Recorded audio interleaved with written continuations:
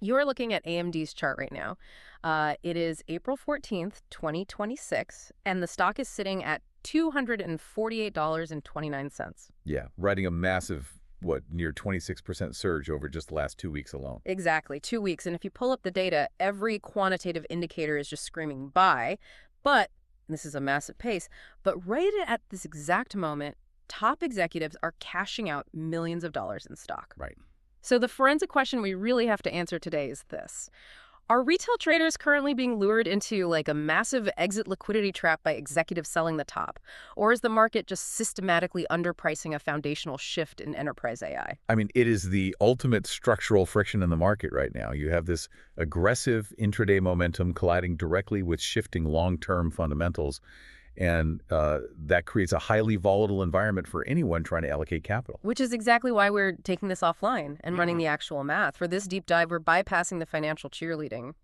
We're forensically dissecting the audited 2025 financials. We're going to map the order flow and the technicals driving this violent price action and really break down the precise mechanics behind who is accumulating this stock and who is dumping it.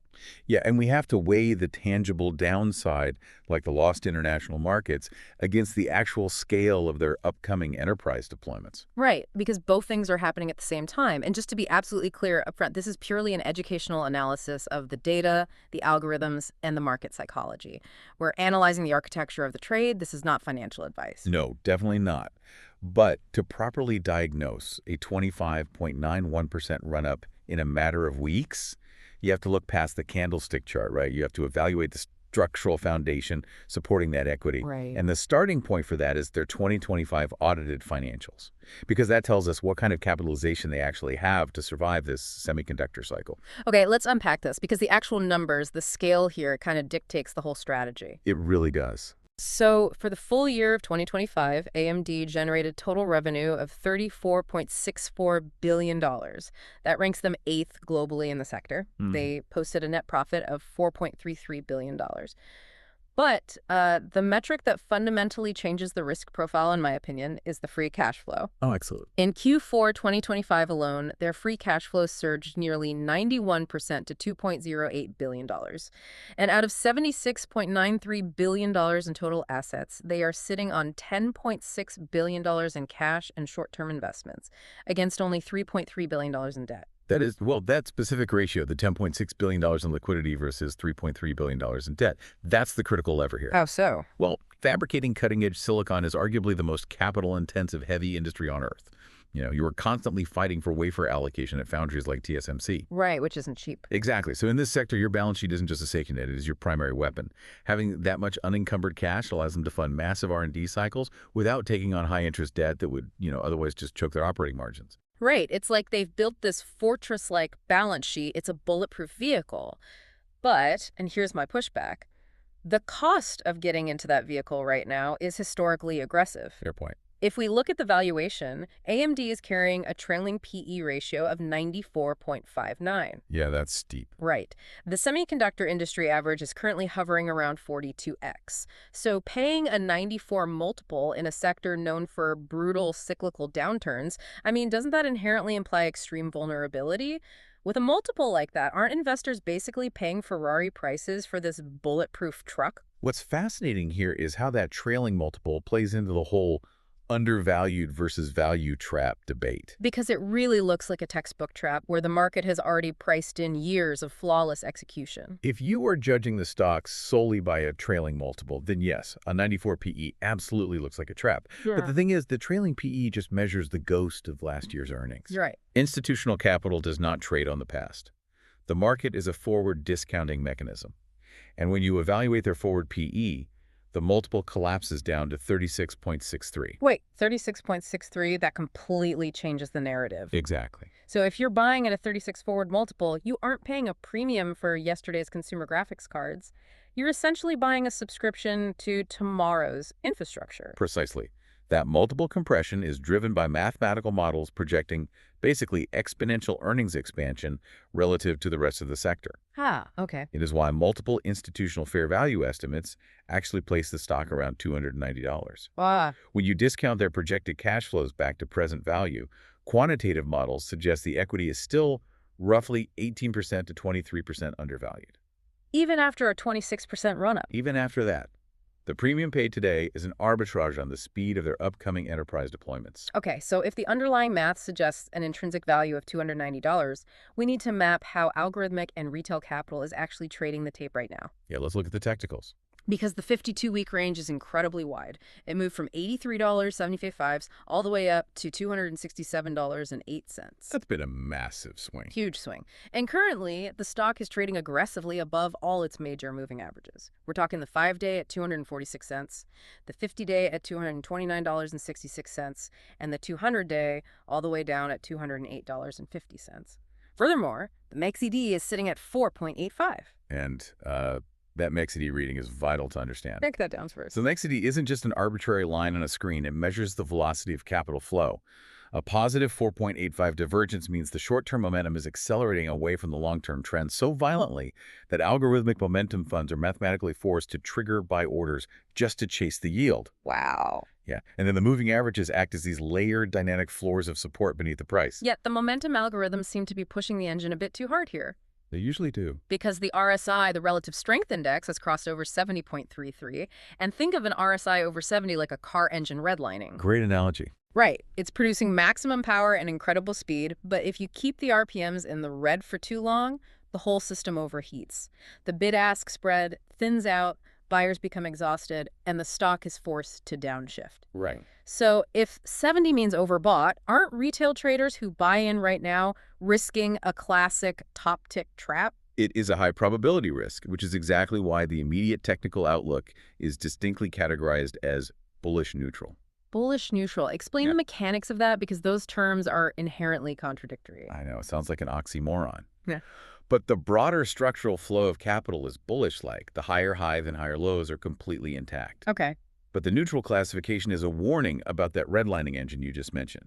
High RSI doesn't mean the trend is over. It just indicates a mathematical inevitability of short-term exhaustion. So a pullback is coming. We're looking at a highly probable consolidation phase. The stock needs to breathe, clear out weak hands, which technically points to a pullback into the $235 to $240 liquidity zone before it can build enough volume for the next breakout. Meaning, if you allocate capital at $248 today, you have to be structurally prepared to see that position bleed down to $235 by next week, simply as a byproduct of market digestion. Exactly. You are operating between very specific mathematical parameters here. To the upside, you have immediate resistance at $247.33 and $256.84. And if it breaks those? As volume pushes through those, the engine runs hotter. But on a pullback, the integrity of the trade relies on critical support networks. You're looking at a firm floor at $220 and a deep structural foundation down at $186.74. Okay, so if technical indicators are flashing warning signs of an impending short-term drop, it is vital to track who is actually holding the stock, who is accumulating shares, and who is providing the exit liquidity. That's the billion-dollar question. And the contrast in the data here is glaring. From an institutional perspective, the consensus is remarkably uniform. Out of the major Wall Street analysts covering the stock, there are 37 buys, 12 holds, and absolutely zero sells. Zero. That's rare. It is. The average target is $290.19, which is a 17.59% upside, with the high-end estimates reaching $365. Furthermore, institutions own over 70% of the total stock float and have been net accumulators for 3 consecutive quarters. Right, and when you see 70% institutional ownership, it means the tradable float, like the actual shares available in the open market, is highly constrained. Which creates a floor. Yes, but it also explains the violent 26% upside volatility. When new buyers try to enter a market where institutions just refuse to sell, the price has to gap up. Okay, but here's where it gets really interesting. Because the institutions aren't selling, but the executives are. Yes, the insider sales. In mid-March 2026, CEO Lisa Su sold 85,000 shares for nearly $16.9 million, cashing out at roughly $198 a share. And then 2 weeks later, in early April, CTO Mark Papermaster sold a block of shares at $225. Right. So my question is, if the smart money says it's going to $290, why are the architects of the company dumping millions of dollars of equity at $198? Visually, it is the ultimate red flag. I get it. A retail trader sees a CEO extract $17 million in liquidity and immediately assumes asymmetrical information. The executive knows a catastrophic earnings miss is coming. Exactly what people think. But to understand executive transactions, you have to look at the legal filing mechanisms.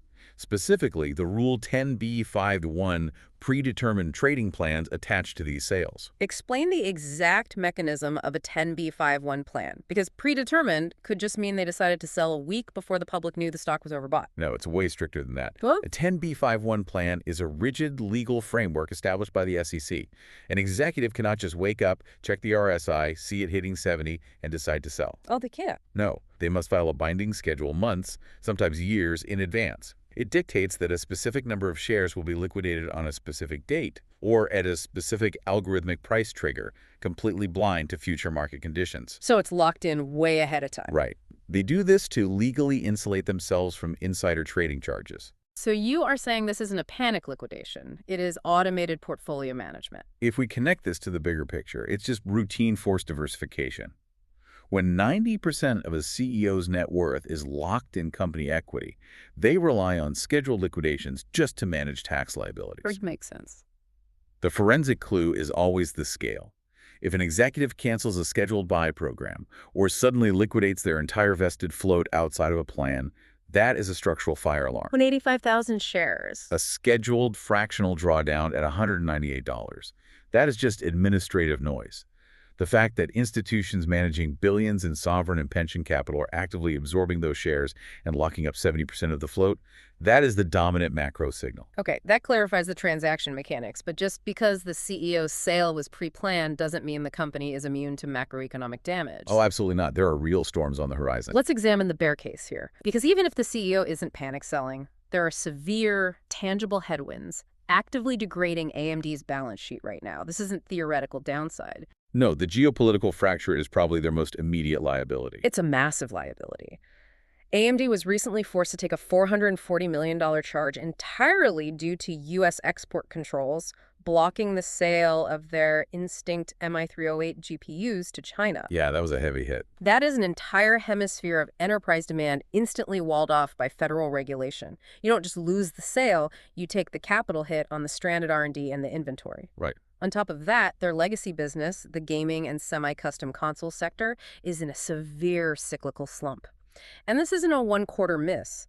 Macroeconomic projections model this gaming contraction continuing deep into 2027. The mechanics of that gaming slump are brutal, honestly. Console cycles are stretching longer, and consumer discretionary capital is drying up globally. So you pair a bleeding legacy division with a $440 million regulatory haircut in Asia, and the bear case becomes highly credible. It does. It proves that geopolitical regulation is a measurable destructive force on their earnings. But the paradox here is that their forward guidance completely ignores this destruction. It seems like it, yeah. How do they forecast Q1 2026 revenue at $9.8 billion, which is a 32% year-over-year growth rate, when they are simultaneously bleeding consumer market share and getting locked out of the Chinese high-end computing market? Because the underlying unit economics of the company are undergoing a radical transformation right now.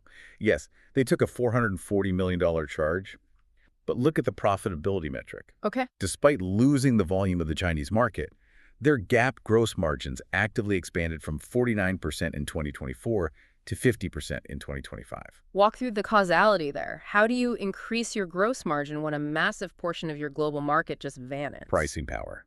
It fundamentally proves that the enterprise AI architecture they are selling to Western data centers commands such an astronomical premium that it mathematically absorbs the volume losses from the gaming division. Wow, so they just charge that much more. Exactly. They are extracting more net profit per square millimeter of silicon than they were before the export controls.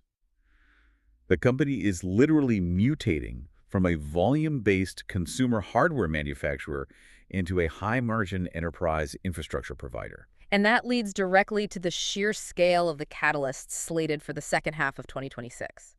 Because we aren't just talking about selling server racks anymore, we're talking about sovereign-level infrastructure. The scale is unbelievable. The upcoming GPU deployment with OpenAI is confirmed at 6 gigawatts. We have to really contextualize what 6 gigawatts of power draw actually means. Right. It's hard to visualize. A standard commercial nuclear reactor generates about 1 gigawatt. The single OpenAI deployment requires the electrical equivalent of 6 nuclear reactors just to keep the GPUs powered and cooled. That is just staggering. It means AMD isn't just shipping chips anymore. They are foundational partners in designing the thermal and vascular systems of the data center itself. Yes, exactly. Once a client commits to a 6 gigawatt deployment on your architecture, they are locked in. You don't just swap out that hardware for a competitor next quarter. You literally can't. The switching costs are too high. Add in the 50,000 GPU supercluster being built for Oracle and the highly anticipated launch of the MI450 architecture, and you see where the 32% growth is coming from. This is highly visible, contracted enterprise revenue. It's why they have delivered earnings beats for 5 consecutive quarters. The enterprise adoption rate is accelerating so violently that it is completely masking the decay of their legacy divisions. It's like AMD is a twin-engine plane where the gaming engine is sputtering and smoking, but they've just strapped a massive AI rocket to the other wing. That's a perfect analogy. And right now, that new rocket is pumping so much thrust that the overall plane is still climbing at 32%. The institutional market is betting entirely on the success of that rocket. They are willing to absorb a 94 trailing PE and ignore the regulatory risks in Asia because the yield curve on Western enterprise AI is currently vertical. Totally. Yeah. They don't care about the trailing multiples when the forward growth is that explosive. So what does this all mean for you, the listener, analyzing this data today? If we synthesize the deep dive, AMD sits on a heavily fortified balance sheet with over $10 billion in cash, allowing them to fund an aggressive infrastructure war without toxic debt. Mm-hmm. But the stock is technically overbought in the short term, meaning algorithms are pushing the RSI to a point where a pullback down to the $235 range is highly probable. The insider selling, that's just scheduled administrative noise, not executive panic. Right. But fundamentally, the long-term reality is a tug of war between a declining gaming sector and massive enterprise AI expansion. Which raises an important question, maybe the ultimate stress test for that $290 valuation. Steer it.